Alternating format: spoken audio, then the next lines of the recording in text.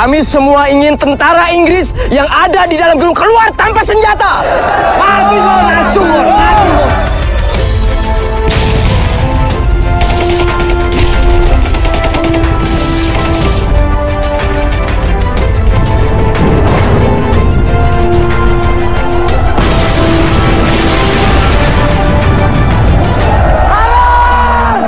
Allahu Akbar.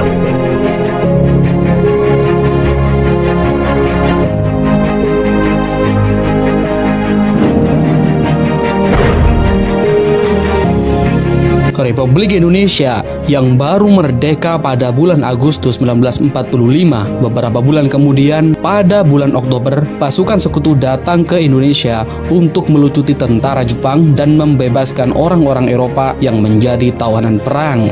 Di antara tawanan-tawanan ini terdapat pula orang-orang Belanda.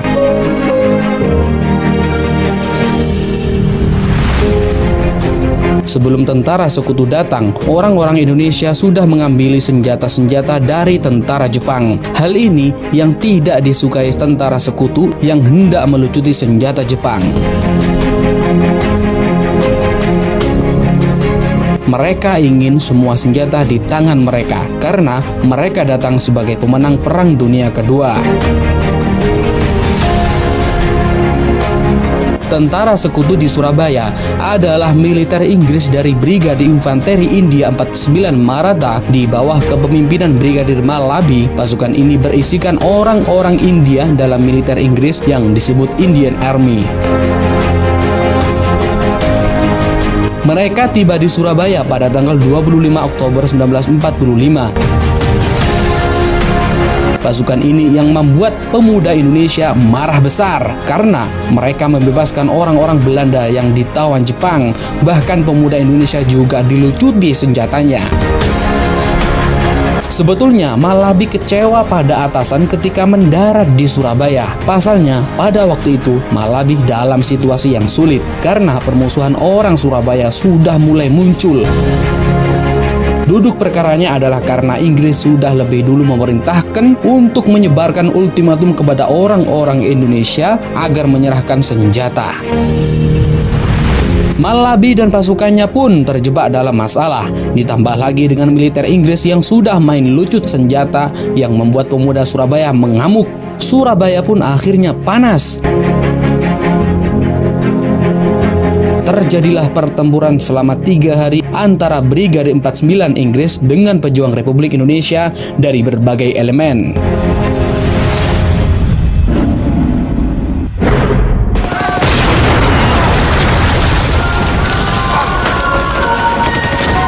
Mantan Letnan Kolonel Doughton menyebutkan bahwa 3 hari itu sebagai neraka. Setiap pos militer Inggris yang terkepung sudah pasti akan dihancurkan oleh pejuang-pejuang Indonesia. Pejuang Republik Indonesia itu tidak menghiraukan jumlah korban yang jatuh. Berbagai sumber dalam sejarah Indonesia menyebutkan bahwa sekitar tanggal 28 hingga 29 Oktober 1945, Inggris kewalahan dan hampir habis di kota Surabaya. Terjepitnya Brigade 49 di Surabaya itu membuat pimpinan militer Inggris di Jakarta, Mayor Jenderal Houghton, mengajak pimpinan Republik Indonesia, Presiden Soekarno, di Jakarta untuk diajak berunding. Mereka berharap wibawa Presiden Soekarno bisa membuat amarah pemuda Surabaya mereda. Setelah kedatangan Presiden Soekarno dan pejabat lain di Surabaya, terbentuklah biro khusus yang dapat menjadi kontak yang menangani konflik antara militer Inggris dan pemuda Surabaya.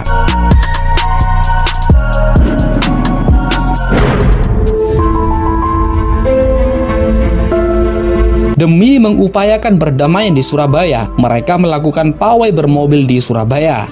Pada tanggal 30 Oktober 1945, Malabi dan Daul Arnowo sempat duduk berdua di kap mesin sebuah mobil.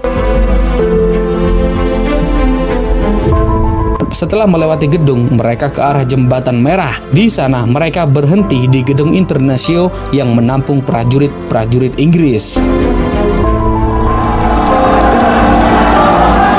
Rakyat di muka gedung Internasio yang semula sudah tampak tenang timbul amarahnya dengan beratus-ratus mengejar iring-iringan dan menutupi jalan hingga terpaksa rombongan berhenti.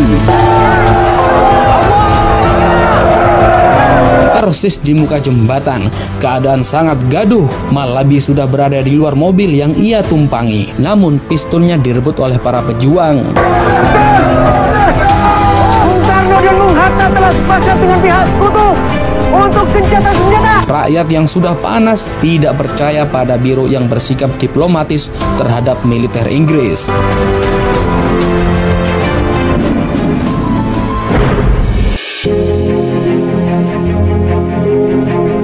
Rakyat yang berkerumun itu tidak tahu siapa itu Malabi. Pada waktu itu Jenderal Malabi hendak masuk ke gedung Internasio. Dia dihalangi massa rakyat di luar gedung. "Jangan yang tua, yang muda saja." Begitulah kata salah satu massa rakyat. Akhirnya Kapten Shaw disuruh masuk gedung Internasio oleh Malabi.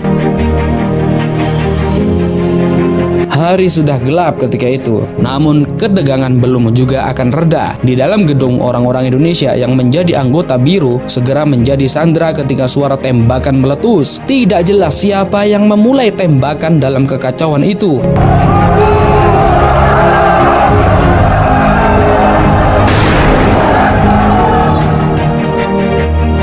Di dalam gedung Internasio itu, beberapa perwira Inggris begitu khawatir pada Malabi yang berada di tengah kerumunan massa yang dianggap berbahaya. Mayor Venu K. Gopal dari militer Inggris India, Komandan Kompit D, Batalion 8 Maratha yang bertahan di gedung Internasio itu segera memberi perintah tembak dan lemparan granat ke arah kerumunan massa agar mereka bubar dan juga agar Malabi bisa membebaskan diri.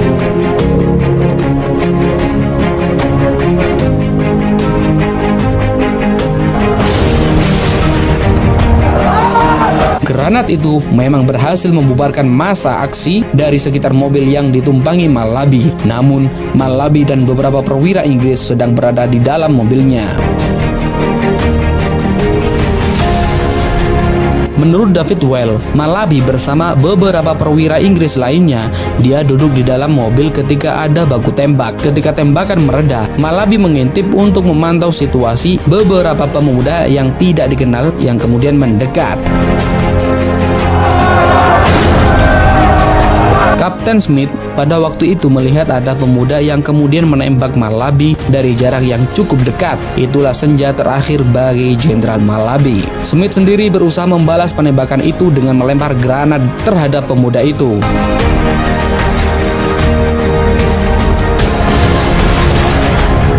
Tidak jelas bagaimana nasib si pemuda yang diduga menembak Jenderal Malabi.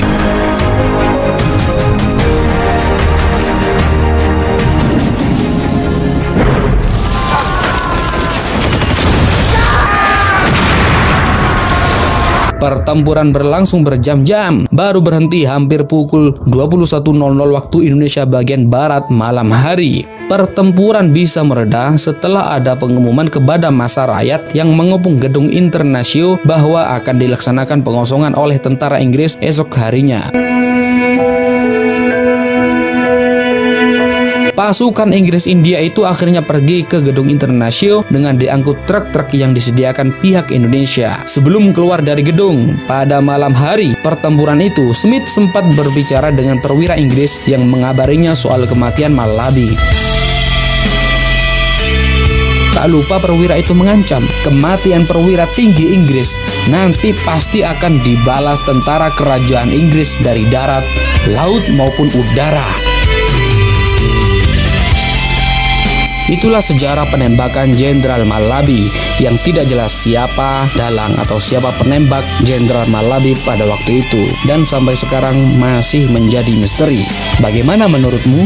Salam Jas Merah.